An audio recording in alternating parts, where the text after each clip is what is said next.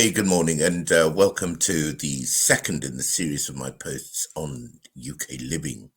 This one is about double standards.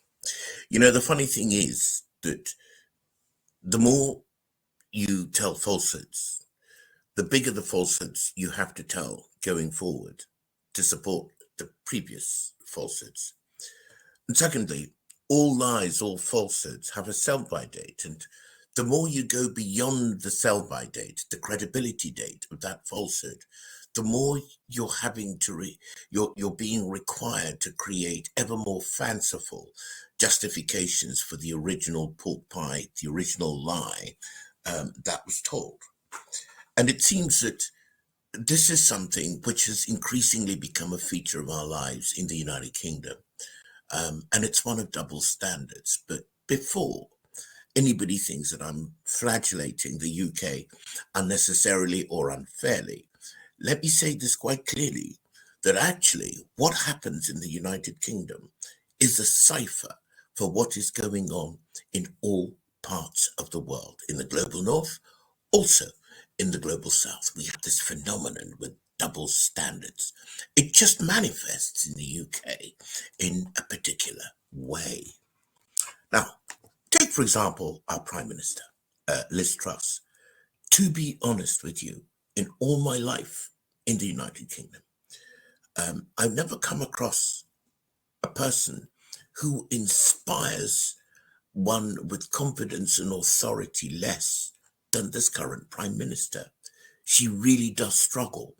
And of course, everybody is having to spare, our national and cultural blushes. But there is a bit of her which comes across a little bit like a Mr. Bean sort of figure. And yet, we soldier on. We make do with what we've got. We went through the process. We selected her. She is now the leader of the United Kingdom, and people are trying to support her as well as they might. That's a double standard. We know that what we've got isn't the sharpest tool possibly in the box, but we're making do. Previously, we had a Home Secretary, Priti Patel, who was so extreme in her methods and manners that many people were embarrassed by her, not only within her own party, but within the United Kingdom. Then we had Tony Sewell. You can see I'm creating a pattern here. We had Tony Sewell, who a couple of years back came out with this kind of tick-off for the United Kingdom, literally suggesting that we lived in a post-racial society in which other things different to race were the causes of the differences that we experienced, the principal causes of the differences we experienced in the United Kingdom, pretending that institutionalized discrimination was not a thing at all in this country. Now we have Suella Braverman, and a couple of days back again, an LBC correspondent and broadcaster put the speech of Martin Luther King's dream together with an interview which Suella Braverman, our current Home Secretary, gave to the Daily Telegraph about what her greatest dream would be. Of course, MLK's speech was, "I have a dream that one day my children will be judged by the content of their character, not the color of their skin." Suella Braverman's dream was that she was dreaming of the day in which she could fill the planes with illegal migrants, ship them off to Rwanda. And the point he made was how far our sense of social decency had dropped on the altar of political expedience. Finally, of course, you've got to mention Kwesi Kwarteng. What a car crash of a budget. Now, what was interesting to me, however, was that it was the way it was addressed, because we have seen some outrageous instances of political incompetence in the past. But it was the patronization with which I read headlines like schoolboy error. Schoolboy error. This is a guy with a PhD earned under the age of 30 from the University of Cambridge in nothing other than economic history. So, of course, that is not to defend what turned out to be a really appalling judgment call, because they did the U-turn, of course. But nobody seemed to twig the fact that for him to make that policy, announce it in the process and the way in which he did, was way beyond his pay grade. Higher ups, people far more influential in the nether regions of his political party were involved, but of course it had the badge and the face of Kwesi Kwarteng on it.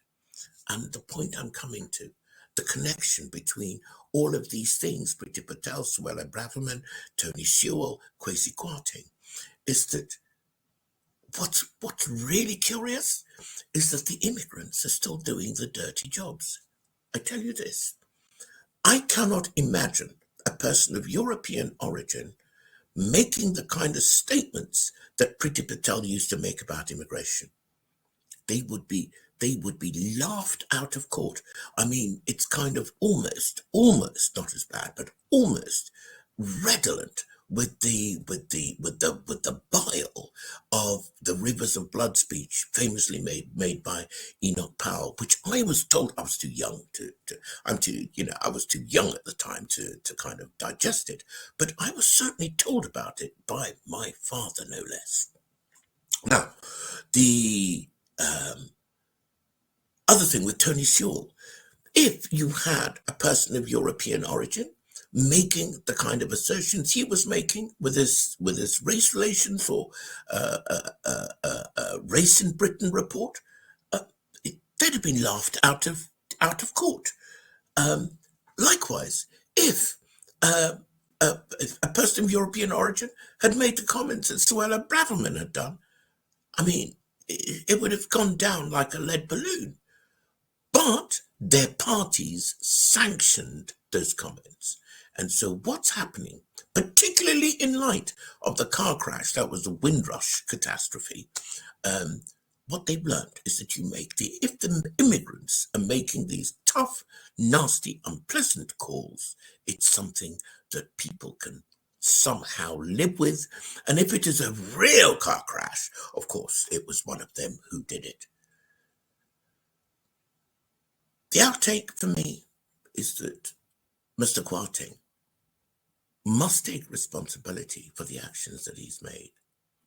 But there will be consequences, because the stench of it, the stench around the unfortunate reactions of the markets and so on to it, will be definitely wrapped around people of his ethnicity, even though he has long said that he doesn't see himself as a representative of that group. So that's just on one side of the equation. If you think that I'm here to bash people of European origin, please don't. It's got nothing to do with it. There's a principle behind all of this. The people of African origin are often muted in their voices for real or imagined, personally I think a lot of them are real, fears of it having adverse consequences, mostly for their career development. And so what you will find is that whenever most public figures of African origin speak up, they speak along allotted and agreed narratives so that they do not upset the body politic. In short, it goes back to the point I made right at the top of this post, that they rehearse and recite the half-truths and sometimes frank lies that have been told about race relations, so that the body politic can live with itself. It's a kind of denial on stilts. And so you find that people of African origin are going along with this, really just so that they can make a living. So what's the outtake for me of these double standards? It's very simple. It's a question of moral maturity or moral infantilism. Are we morally mature to make the big calls, to speak from our truth, to speak from the standpoint of service to others and goodness? Or do we speak from the standpoint of service to self? Of course. If you're not able to speak from the standpoint of service to others tomorrow, the time will surely come when you yourself will face the consequences of your moral cowardice. Because by speaking in service to self alone, one reduces every defense, every moral and ethical defense that has been erected or could possibly exist to protect your own rights, your own liberties, and your own dignity. Now, there was an Englishman, 1535, a guy called Sir Thomas More. He had a big run-in with one of the greatest English kings, Henry Tudor. Tudor had an issue about his succession, and he needed to get rid of his marriage to Catherine of Aragon, and the Pope was getting in the way. And Thomas More had to make a call as to whether he supported his king or he supported the Pope. His religious and philosophical choice was to support the Pope, who he identified with God. And so he famously said, "I die your loyal servant," speaking to the king, but God's first. He's the guy who made that call. Actually, I kind of rate this man one of the greatest English men of all times, and one who is, if you like, a standard of performance in public life. So there we are. Double standards